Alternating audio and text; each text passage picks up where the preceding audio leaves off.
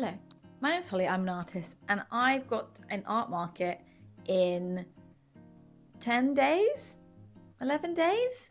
So today is Monday the 22nd of June, and I am doing a queer market for Malmo Pride on Thursday the 2nd of July in the evening, and I need to do some prep work. So this video is going to be like vloggy style, prep style of me ordering some products, prepping for the market, and doing the market. So first of all, today I've got to finish designing some stickers and order them. And then I've also got to find a tablecloth this week and organize prints, which should be arriving also today or tomorrow, hopefully. And then other little bits like decorations for the market and product counting. So got stuff to do.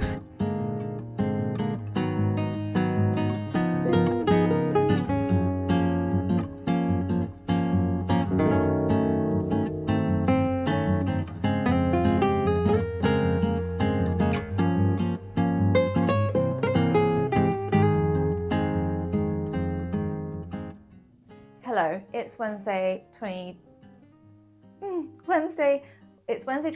of June, and my stickers are ordered, my prints are ordered, they should be coming soon, and I've got a tablecloth which is like yellow gingham, and today I'm gonna try and like make maybe like a garland or like bunting for the front of the stall using pom-poms and or coloured paper. I don't really know, I had these random kids art supplies from something for years and I need to do something with them.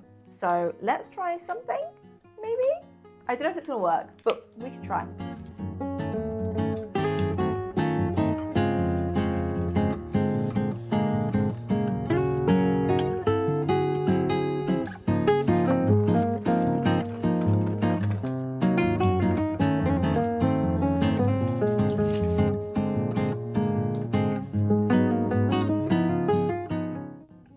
So I just used paper in the end instead of the pom-poms. And it was pretty easy to make, so I'm quite happy with this. It will look really cute on the front of the stall, I think, add some colour. So, yeah.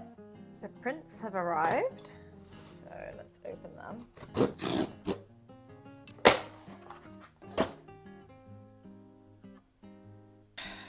They've all got like a notch in them here. Ugh. That's really annoying. Stickers have arrived.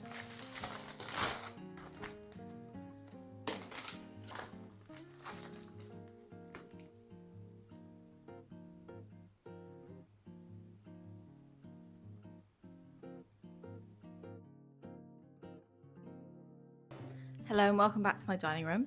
It's Monday the 29th. My stickers have already arrived, made bunting. My first set of prints arrived and they were damaged. So I asked for a reprint and they arrived really quickly. And hopefully when we open these today, they're not damaged and they're good, because if not, I will not have any Pride prints to sell at a queer market, which is very far from ideal. So let's open them and hope that they're good. Also, I don't know where everybody is watching this from, but it's so hot. I know it's not hot in Sweden as it is in other countries, but my goodness, it's been toasty. Been too toasty. On first inspection, they don't look damaged, which is already a win because they were noticeably damaged when I opened them last time. So that's good. These are much better, thank God. The little Pride birdies. So this is the original painting I did. And then I made them into these cute little A5 prints. So you can see the colour came out quite well. So yeah, these are ready to go now. Just got to pack them up before Thursday. Hello, it's Wednesday. Market is tomorrow, which means today is a bit of a boring organisation admin day. First of all, I need to put these new prints into plastic sleeves for business cards. Then I've got to go through my existing stock. So I have some leftover originals from a previous market. So I'm going to take those with me, and then I've got to organize the new stickers and basically just decide what I'm taking with me and what I'm not, make a little stock list, price things up, make some price signs. So a bit of a boring one today, but quite therapeutic. I might time lapse some of this. I haven't decided yet. I've got a cup of tea, so I'm ready to go. So let's do this.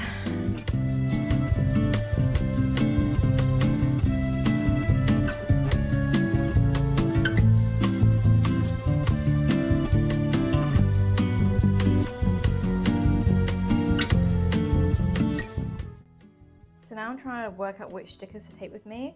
I think I might take all of these. So I have the 4 Pride ones here. Then I have this one, which I really like, and this glittery strawberry one. And then I was debating which one to take, but these did really well at my last market, mirror sardines. And these did well too, so I think I will just take all of them. Yeah, so it would be quite a lot of stickers on sale, but that's quite good because I'm not sharing a table this time, it's just myself. So it'd be quite good to fill the space with stickers.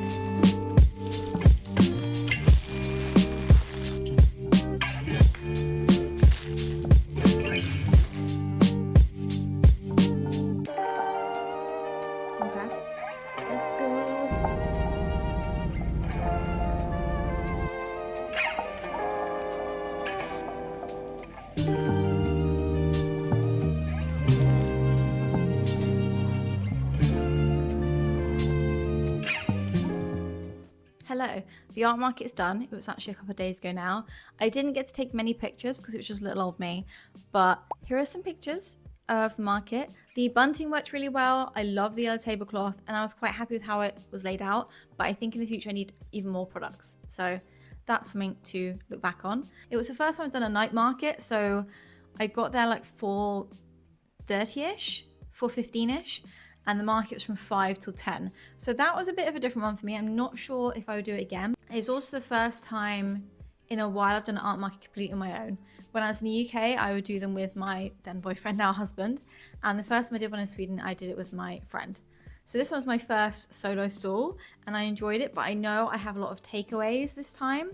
So I've written a little list in my journal of tips for people who are thinking of doing art markets. So if you are doing an art market for the first time, hopefully these tips can help you, because there are some things I didn't think of when I first did my art market.